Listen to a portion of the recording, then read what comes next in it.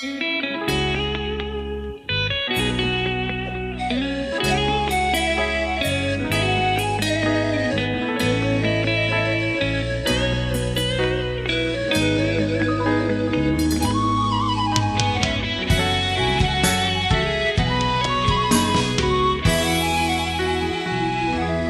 ใจ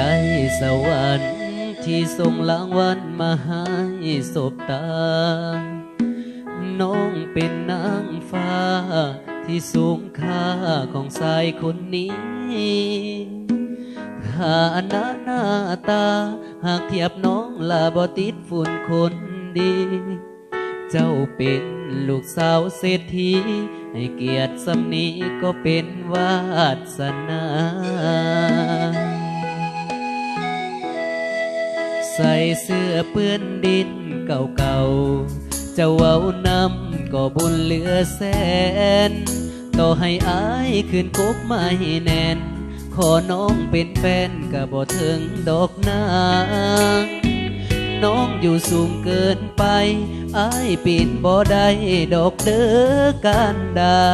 หลับตานอนจึงได้กอดน้องลาพอตื่นขึ้นมาก็เป็นเพียงความฝั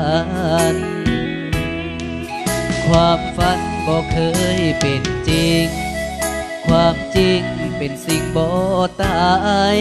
ต่อให้น้องนั้นมีความหมายแต่บทสุดท้ายอ้ายก็เจ็บคือเก่าสูงก่อนปลายฟ้าอ้ายต่อไม่สาวยังแย่บ่ถึงญาติเดญาติหักขาดเคิงตกมาแต่ถึงบ่สมเจ้าคนดี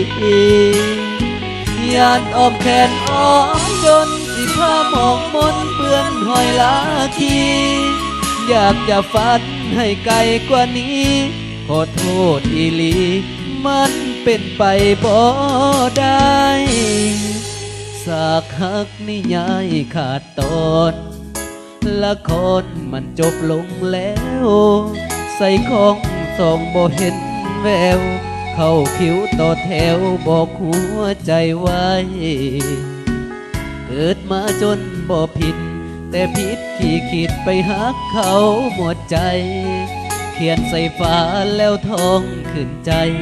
หากบ่เกิดชาติใหม่อย่าคิดไกลกว่านี้